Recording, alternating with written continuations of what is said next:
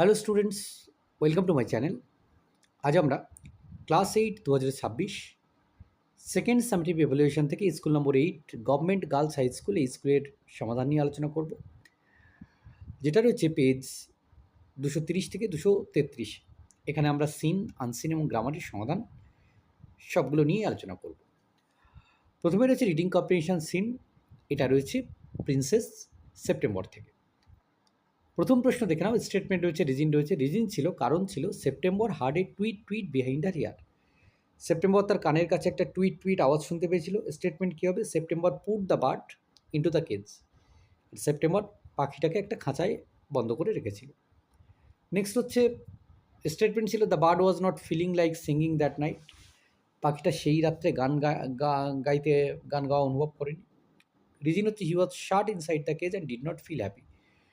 কারণ তাকে ওই খাঁচার মধ্যে বন্দি করে রাখা হয়েছিল আর সে খুশি ছিল না সেই জন্য। প্রশ্ন রয়েছে, why did the bird not suspect anything. পাখিটা কোনো কিছু সন্দেহ করেনি কেন? The bird did not suspect anything because he was quite use to September taking hold of him. কারণ পাখিটা did not suspect anything because he was quite use to September taking hold of him. কারণ September তাকে সবসময় এরকমভাবেই ধরতো, সেই জন্যে পাখিটা সন্দেহ করেনি। 2 নম্বর হচ্ছে, what excuse did September give when she put the bird into the cage. মানে কী কারণ দেখিয়েছিল যখন সেপ্টেম্বর পাখিটাকে সেই খাঁচার মধ্যে ভরেছিল? কী কারণ দেখিয়েছিল? She said that some of her mother's cats are prowling about that night and the bird was safer in the cage. যে তার মায়ের কিছু বিড়াল সেই রাত্রে শিকার করতে বেরিয়েছে আর সে ওই খাঁচার মধ্যে সব থেকে সুরক্ষিত থাকবে। নেক্সট দেখে নাও, what did the bird say after he had been put in the cage. খাঁচার মধ্যে ভরার পরে পাখিটা কী বলেছিল? Bird say, what is wrong after he had been put into the cage. এরপর রয়েছে কিং আর্থার দ্য লেজেন্ড থেকে। দেখে নাও, প্রথম যেটা রয়েছে, complete the following sentence. The stories of their goodness and kindness. তাদের দয়ালুতার গল্প, তাদের ভালো ব্যবহারের গল্প spread through out the country, সমগ্র দেশে ছড়িয়ে পড়েছে। 2 নম্বর হচ্ছে, king Arthur could gift piece and prosperity to England. শান্তি এবং সমৃদ্ধি এনেছিল ইংল্যান্ডে। 3 নম্বর, দ্য নাইটস প্রমিসড। যোদ্ধারা প্রতিজ্ঞা করেছিল that they would help the helpless, be gentle to the weak and punish the wicked. Wicked, W I C K, wicked মানে খারাপ। মানে তারা কী করবে? অসহায়দের সাহায্য করবে, তারা নরমদের প্রতি মানে যারা দুর্বলদের প্রতি তারা নম্র হবে এবং যারা খারাপ তাদেরকে তারা শাস্তি দেবে। 4 নম্বর দেখো, the Pavilion could hold 50 people. সেই প্যাভিলিয়ানে 50 জন লোক কিন্তু বসতে পারত। ট্রু ফলস রয়েছে, সঙ্গে সাপোর্টিং স্টেটমেন্ট। না, শুধু ট্রু ফলস লিখতে হবে এখানে। The greedy barons liked king Arthur because he was very strict. এটা ফলস হবে, গ্রিডি ব্যারনরা কখনোই তাকে পছন্দ করতো না। The knights were afraid to go on a adventure. যোদ্ধারা সেই অ্যাডভেঞ্চারে যেতে ভয় পেয়েছিল, false. King Arthur married lady Jane Gregory, এটা ফলস হবে। King Arthur's pavilion was richly decorated and colourful, এটা ট্রু হবে। The round table was made of glass and gold, এটা ফলস হবে, কাঠের তৈরি ছিল এবং ক্রিমশন কালারের। এবারে হচ্ছে রিডিং কম্প্রিহেনশন আনসিন। আমরা আনসিনটাকে পড়বো এবং তারপর প্রশ্নগুলোর উত্তর নিয়ে আলোচনা করব। Scientist have recently reported that the polar ice caps are melting. বিজ্ঞানীরা বর্তমানে একটা রিপোর্ট দিয়েছেন যেখানে বলা হচ্ছে যে মেরু প্রদেশের বরফ কিন্তু গলছে। This is due to a rise in the temperature of the earth's atmosphere known as the greenhouse effect.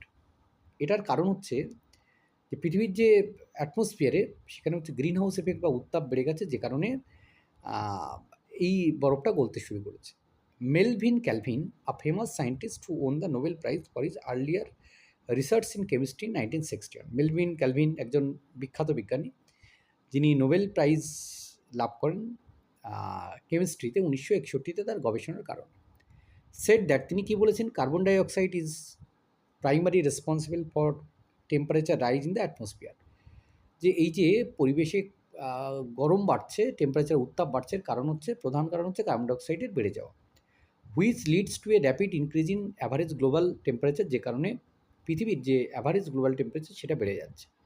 As a result, ফলস্বরূপ, the ice covering the north and the south poles is melting, which will eventually lead to a rise in sea levels, causing floods in many areas of the world. যার ফলে কী হচ্ছে? যে উত্তর এবং দক্ষিণ মেরুতে যেখানে বরফ জমেছিল সেই জমা বরফ কিন্তু গলে যাচ্ছে আর সমুদ্রের জলতল এর ফলে বৃদ্ধি পাচ্ছে, causing floods in many areas of the world, পৃথিবীর বিভিন্ন জায়গাতে বন্যার সৃষ্টি করছে। Even if we take measures to stop the ice from melting, যদি আমরা এই বরফ গলা আটকানোর জন্য কোনো পদ্ধতি অবলম্বন করি, it may take years to control the rise in sea level, কিন্তু সমুদ্রের যে জলতল সেটা কন্ট্রোল করতে আমাদের বছরের পর বছর লেগে যাবে।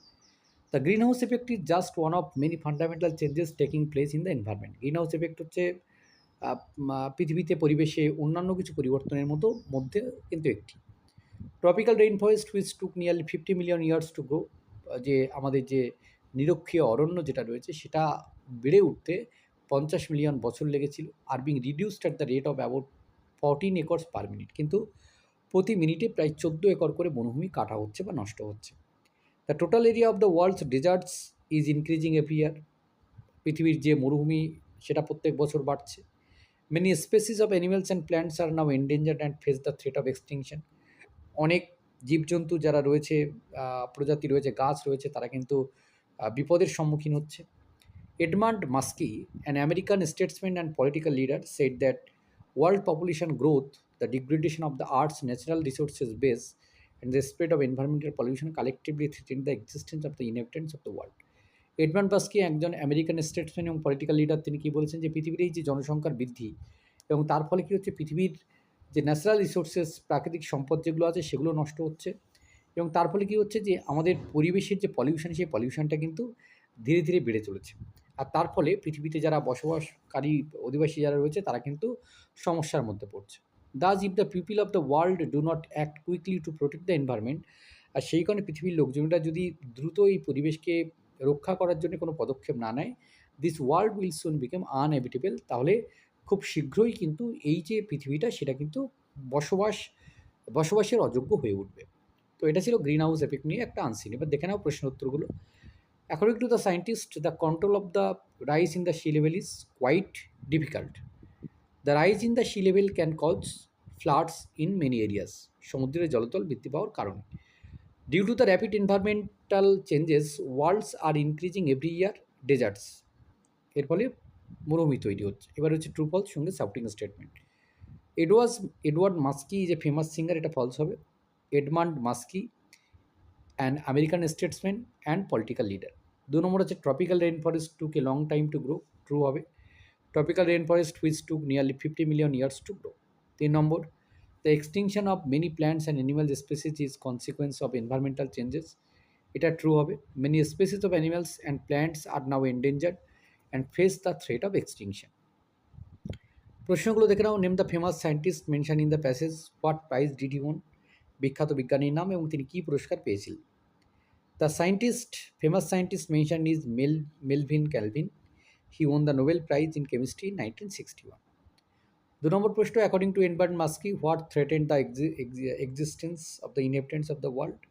World population growth, degradation of natural resources, and environmental pollution threatened the existence of the inhabitants of the world. এরপর গ্রামার অ্যান্ড ভোকাবুলারিগুলো দেখে নাও। হচ্ছে ফ্রেজগুলোকে আন্ডারলাইন করতে হবে এবং তারপর কী ধরনের ফ্রেজ সেটা বলতে হবে। কভার্ড ইন মাড, এটা হচ্ছে adjective phrase. With trembling hands, এটা হচ্ছে অ্যাডভার্বিয়াল ফ্রেজ। সঠিক ফর্মস অফ ভার্ব বসাতে হবে। The president delivered a speech for 3 hours yesterday. 2 number হচ্ছে horse was sleeping when I reached his home. 3 number হচ্ছে next month my father will open a new business. Do as directed রয়েছে, দেখে নাও। He was punished for breaking the rules, compound সেন্টেন্সে পরিবর্তন করলে কী হবে, হি broke the rules and so he was punished. Next দেখে নাও, although I am poor I am happy, সিম্পলে পরিবর্তন করলে কী হবে, in spite of being poor I am happy. 3 number, he was unlucky he did not get the opportunity, ইনফিনিটিভে পরিবর্তন করলে কী হবে, he was unlucky to get the opportunity. শব্দগুলো রয়েছে আনসিন প্যাসেজ থেকে। ইন টাইম মানে যথাসময়, ইভেনচুয়ালি, আর ডিটোরিয়েশন নষ্ট হয়ে যাওয়া, সেটা হচ্ছে ডিগ্রেডেশন। তো এই ছিল এই পর্বের সমাধান। ধন্যবাদ সকলকে সঙ্গে থাকার জন্য। দেখা হচ্ছে পরে নতুন কোনো ভিডিওতে।